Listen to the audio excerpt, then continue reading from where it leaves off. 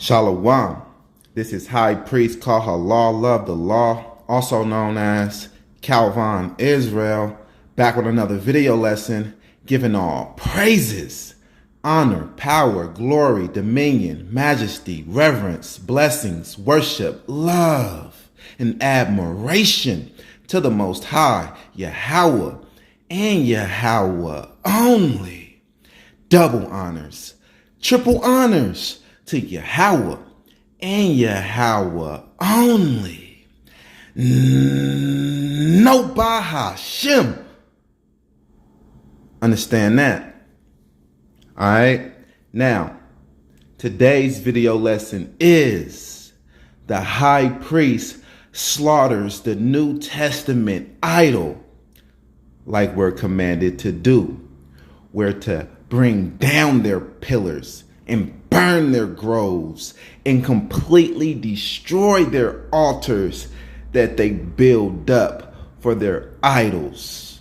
And we're right here in the New Testament, the book of witchcraft, the book of word magic, the book of sorcery, word magic that uses a deceitful way of speaking called double speak and euphemisms. All right. Yes. So a lot of our brothers is struggling with the New Testament, and we're doing them a great service in the name of the Most High by helping them out, helping them get the true understanding of all of the scriptures that the New Testament writers stole, twisted, and forged. They completely made a forgery with the New Testament, all right? Even as recent as 1 John 5:7. These Edomite Romans, the Roman Catholic Church, they've been just adding, taking away, erasing, scratching out, putting that in, noticing their mistakes, taking that out, putting that in, all throughout the New Testament. They did that with the New Testament. Why? Because the New Testament is their writings. So if they want to edit it, right? If they want to update it, they feel they can. It's not really divine. The New Testament is the work of man. And the Old Testament, the Hebrew writings by the Hebrew people, for the Hebrew people, about the Hebrew God, is the Old Testament. All right. Now, granted, the Edomite Romans named the Hebrew scriptures Old Testament and named their writings that's originally in Greek New Testament to override the Hebrew scriptures, right? To be more authoritative than the Hebrew scriptures, right? Because anything old to what's new is irrelevant, right? It's old. This is new, right? All right. So a lot of our brothers want to know, who is that in the scriptures?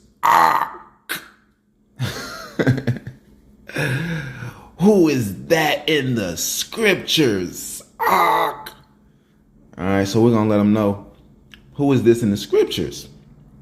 All right, and this is a completely new video lesson. I know I said that I was going to just be, crocheting in the old classic video lessons, as we go. But, how we're going to have his way.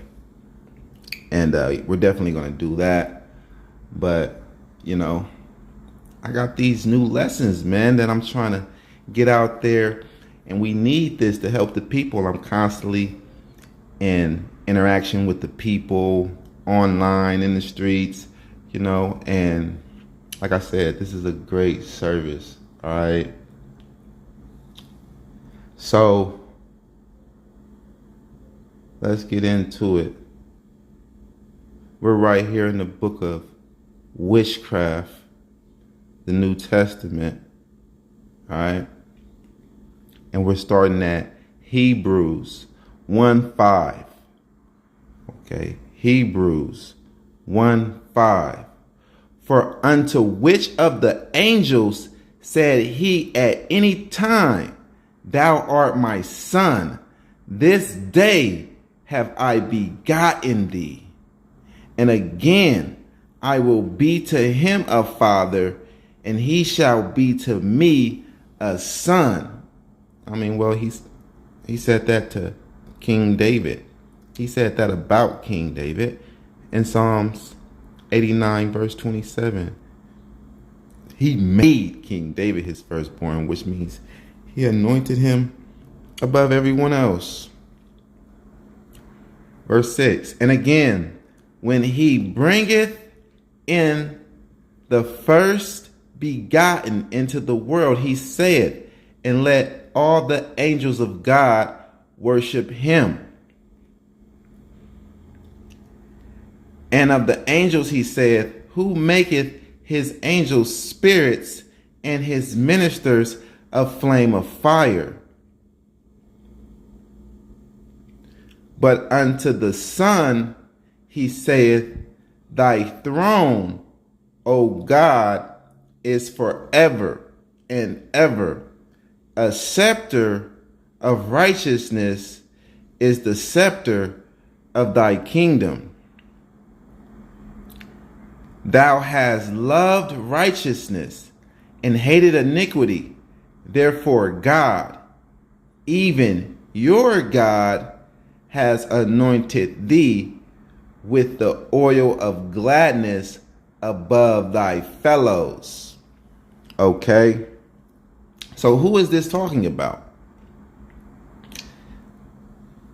Well, the New Testament writers are trying to hijack this from the Old Testament. It was written in the Old Testament, Psalms 45, 6-7. And they're trying to hijack it and attempting to put this on their fictional character, JC. All right. So pay attention, because you need this. Yeah. Get your pen and pad, you know, because this is the doctrine. Okay. This is how you counter Hebrews 1:8-9. Okay. They get it from Psalms 45. They're saying that it's a prophecy about JC. And I'm going to show you guys just how you cut that. All right. I'm going to show you guys just how you destroy that and bring them out the truth with scriptures, with precept upon precept upon precept and upon precept. And you're going to undeniably, you know, bring forth the truth and let the truth prevail. All right. Because the truth is the light and it cannot stay in darkness. So let's go and get where they steal this from and attempt to twist it. Okay. They do this a lot. They take a lot of prophecies that is about King David and put it on JC, or not even prophecies. It could be just something like this psalm, that this psalmist is admiring King David. Okay. This psalmist is admiring King David. All right. So you got to understand King David, he's a big deal in Israel, especially in the ancient times. King David was something truly special, and his peers loved him greatly and admired him above all other leaders of theirs. All right. So you have to understand that King David was a mighty, great warrior, something like a superhero, right? And nothing fantasy or anything like that, because we also see great warriors in other kingdoms. Let's take Esau, for example. You know, he has Alexander the Greek, which they call Alexander the Great. You know, he was a great warrior. He conquered a lot. They have Leo Scipio Africanus. They have Ptolemy Soter the First. You know, just great warriors like that, you know. But King David was the greatest, of course. You know, he had the Most High God, the living God, the one and only true living God, the Almighty. He had the Spirit on him, all right? The same Spirit that Samson had, all right? So, yeah, we have mighty heroes, mighty warriors in Israel as well, and it's documented. But this warrior was favored among all the other saviors and above all the other heroes, above all the other warriors, King David. Why? Because he wasn't just a great warrior. He wasn't just a great king. He was a great servant to the Most High God. Okay, he was a man after Yah's own heart. All right. So Psalms 45, verse 5. Let's see this right here. Thine arrows are sharp in the heart of the king's enemies, whereby the people fall under thee. Okay, so verse 5, we already see in context that this is not about JC, right? Because JC, he never killed anyone. So make sure that you tell them, oh, okay, well, let's go to verse 5 and get some context.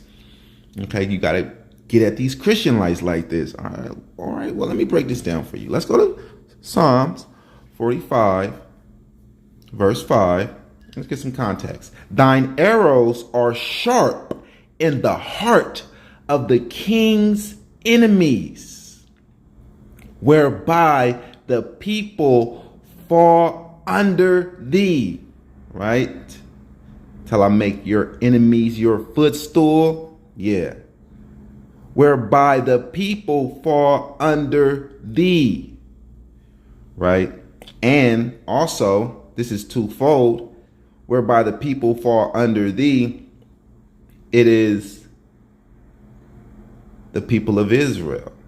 You know, they submit and fall under King David because he's a great warrior, right? Right? Saul slayed thousands, but David tens of thousands, right? The people fall under thee. But JC never killed anyone. He never went to war. Okay? So, verse 6. Thy throne, O God, is forever and ever.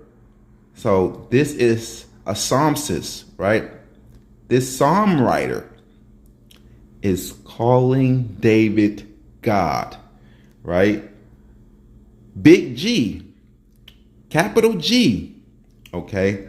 So, we know that we're considered something like gods, right? Psalms 82, for I have said that you are gods and you are all children of the Most High, right? But you shall die like mere men. All right? But we're the sons of God, so, we're the judges of the earth. So we're considered gods. So sometimes we use that slang or whatever, like, what's up, God? And that's okay to do, right? But we all know who's the one and only true supreme being, the Most High, the Almighty, the Creator, Yahweh, right? Yeah, we don't get it twisted and all of that. We know that we still mere men now. Don't forget that part, But yeah, we're the sons and the daughters, so we're gods and goddesses of the Most High God, Yahweh. Understand that? All praises to the Most High. We're the Israelites.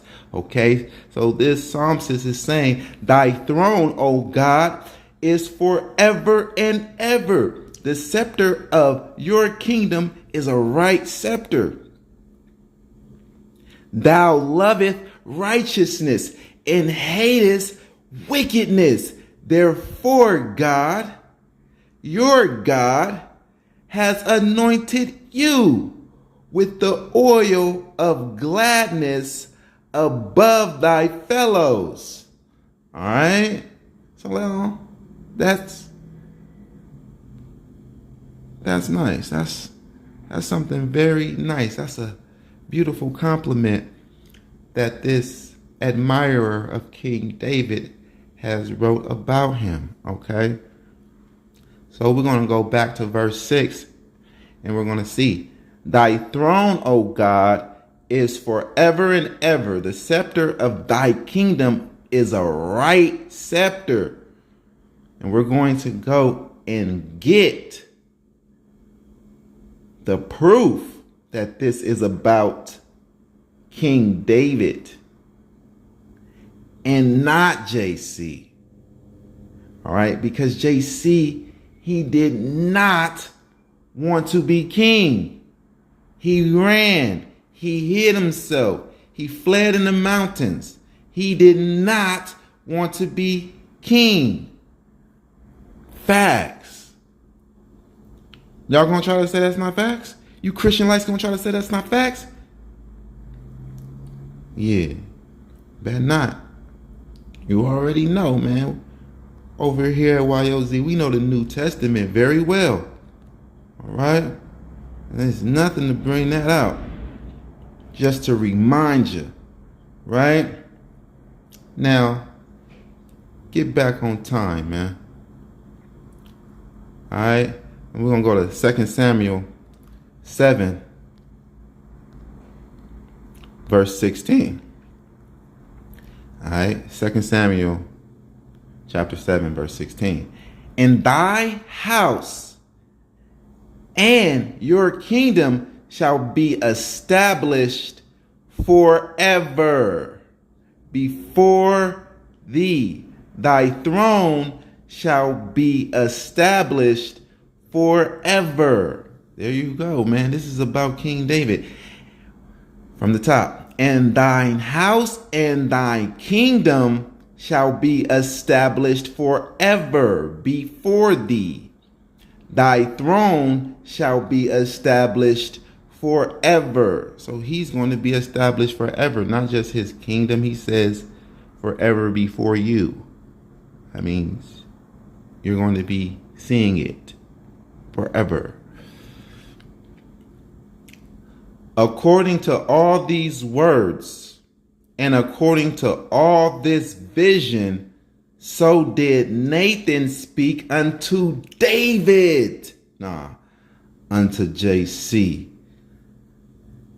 Unto David. King David. All right. So let's go to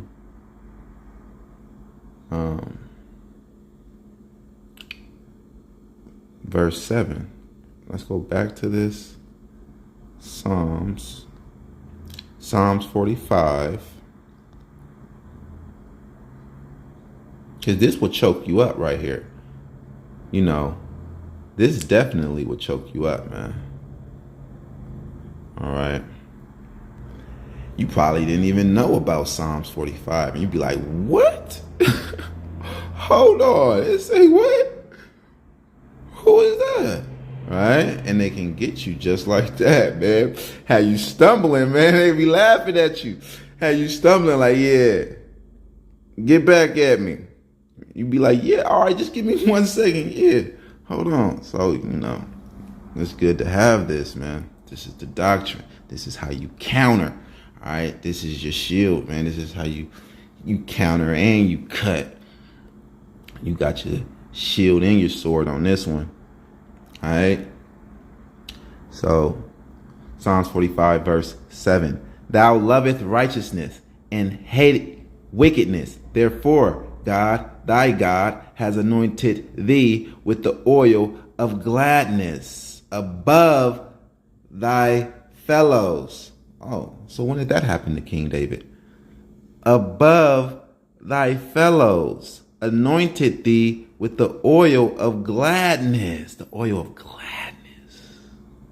Right? It's a spiritual anointing. Let's go to Psalms 89 to prove that this is about King David.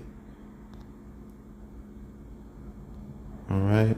Nobody anointed Jesse, probably a harlot, you know, anointed his feet with oil, you know. Psalms 89, verse 19. Then thou spakest in vision to the Holy One, and saidest, I have laid help upon one that is mighty. I have exalted one chosen out of the people. I have found David my servant, not the seed of David, David my servant, with my holy oil have I anointed him. So now we're going to go back. Check that out. Psalms 45, verse 7.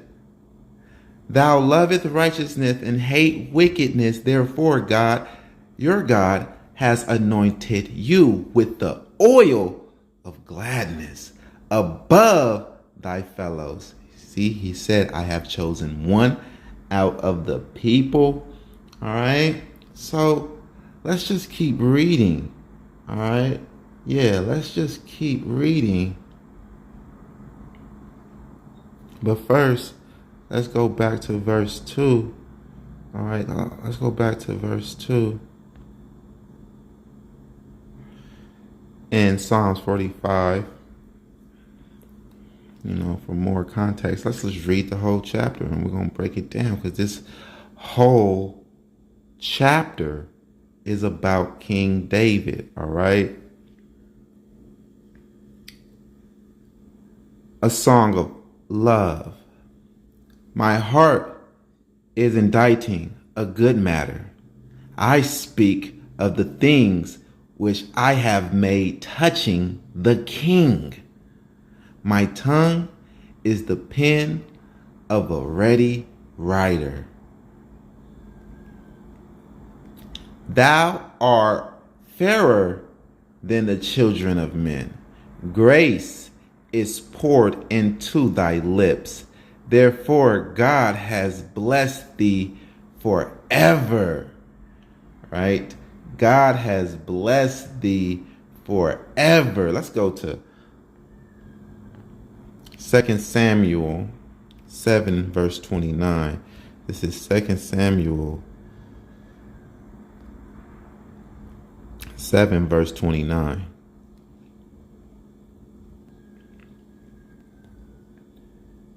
Therefore now let it please thee to bless the house of thy servant, that's David, that it may continue forever before you. Now you know, if it continue forever before Yahweh, then it's eternity, forever and ever. For thou, O Lord Elohim, hast spoken it, and with thy blessing let the house of thy servant be blessed forever. And there you go. Psalms 45 verse 2. Thou art fairer than the children of men. Grace is poured into thy lips. Therefore God has blessed thee forever. This is King David. We're going to keep on. Break it down as we go. Verse 3. Gird thy sword upon thy thigh, O most mighty, with thy glory and thy majesty. Okay. And in thy majesty ride prosperously, because the truth and meekness and righteousness and thy right hand shall teach thee terrible things. Okay. Oh, understand that. Thine arrows are sharp in the heart of the king's enemies, whereby the people fall under thee. All right. JC was a pacifist.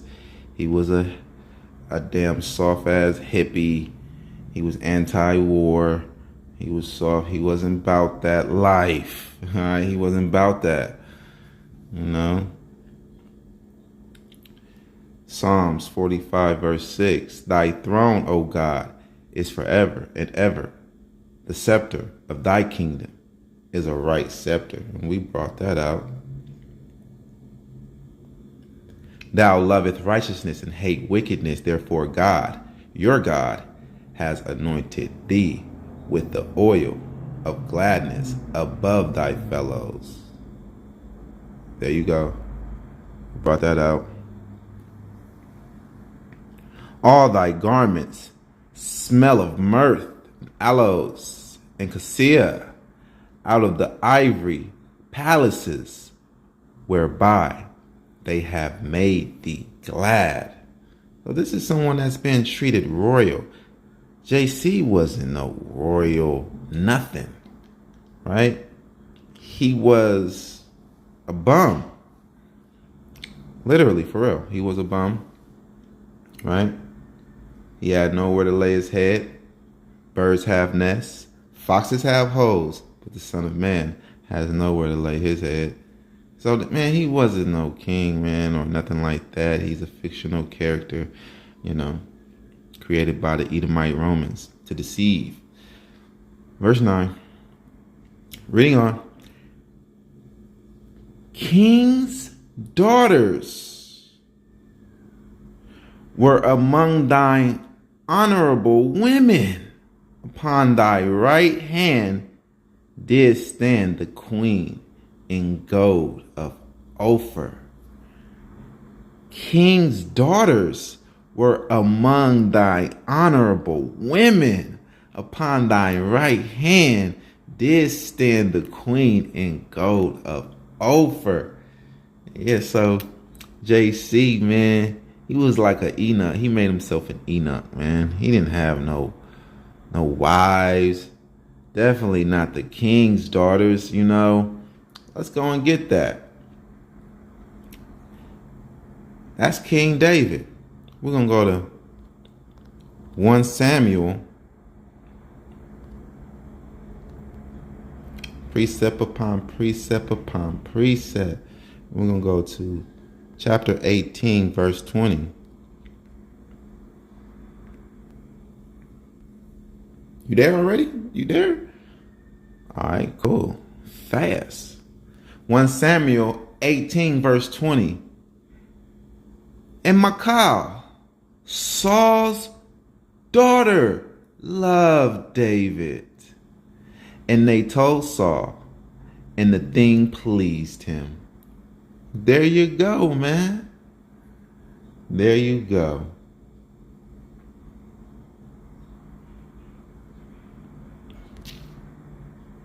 There you go. It was King David. Psalms 45:10. Hearken, O daughter, and consider and incline thine ear. Forget also thine own people and thy father's house.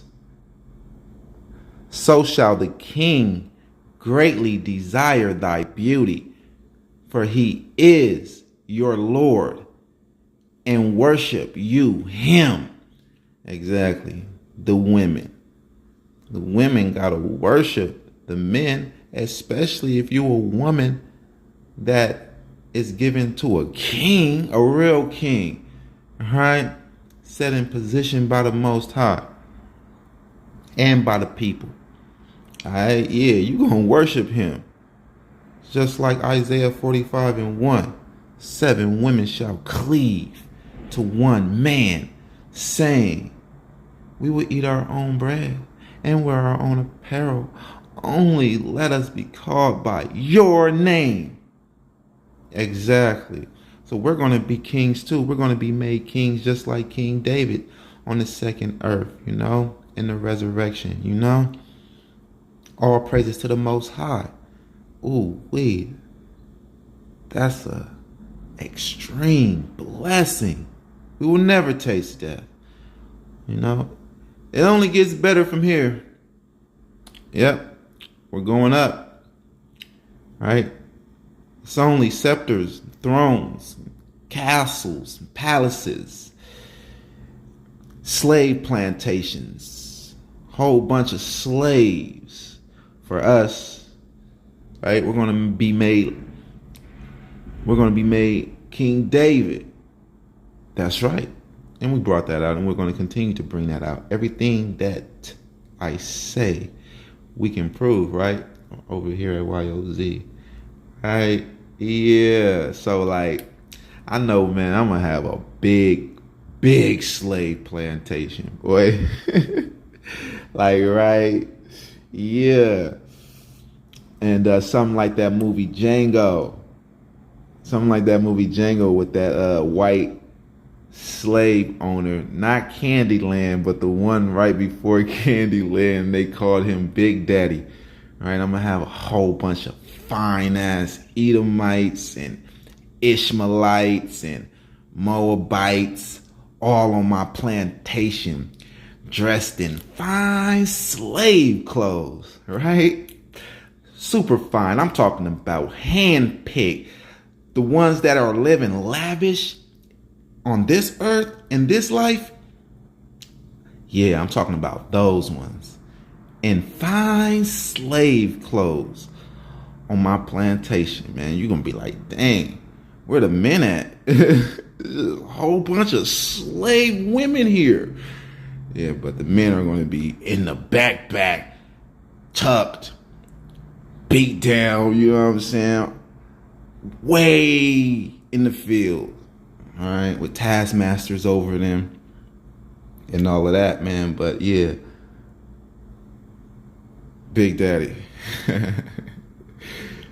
Big Daddy Kalvon. Yeah, man, understand that. And I'm going to be beating their ass too. Grr. So, let's go. Psalms 45:11. So shall the king greatly desire thy beauty, for he is your Lord, and worship thou him. So yeah, my servants, my Hamite servants and all of that, they're going to be bringing in women into my kingdom, into my plantation. You know what I'm saying? My plantation probably might be the size of California.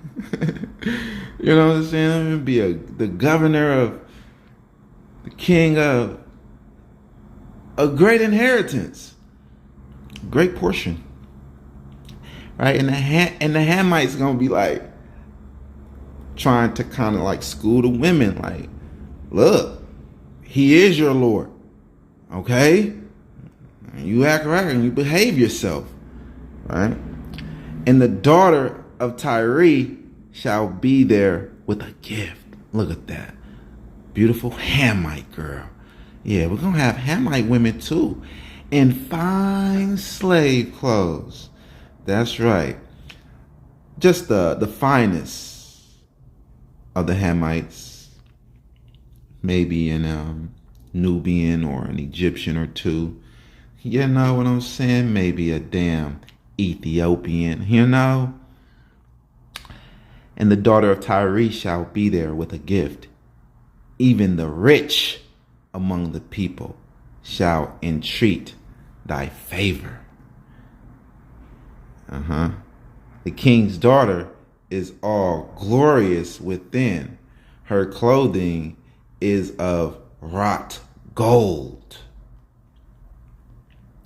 She shall be brought unto the king in raiment of needlework. The virgins, her companions that follow her, shall be brought unto thee. Ooh, even her companions, even her servants shall be the concubines of the king. Oh man, it is good to be king, right? Yeah, and that's all coming to us too. That's coming to you too, king. We got it like that. All right. So some of these women are going to be 2-time winners with their fine ass, right? Because they going to go from being fine and spoiled by the wicked in this kingdom, and then they're going to go from being even more fine in their perfection in our kingdom, and we're going to treat them however we want to treat them,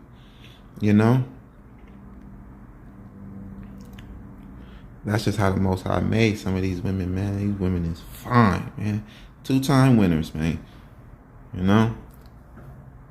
With gladness and rejoicing shall they be brought. They shall enter into the king's palace. Yeah, that's right. And even some of you Israelite queens and princesses that are the most beautiful among all the women of all nations, right? Yeah, we're gonna have plenty of Israelite wives and concubines and handmaids. Yeah, some of y'all Israelite women are going to be handmaids because obviously y'all are not made the same, all right, with your ratchet ass. You need to repent, all right? So yeah, we're going to have some of these Israelite princesses too, man. And they're going to be taken from the wicked, from idolaters. So yeah, I was on Facebook last night, right? And I was just debating this guy in the ISUPK that I kind of regularly be debating, right? And I had told him, man, if you don't repent, then your wife is going to be mine real soon. And he thought that I was like lusting after his wife or anything. I'm like, yeah, Howard said it, not me. And he was like, show me where that is written.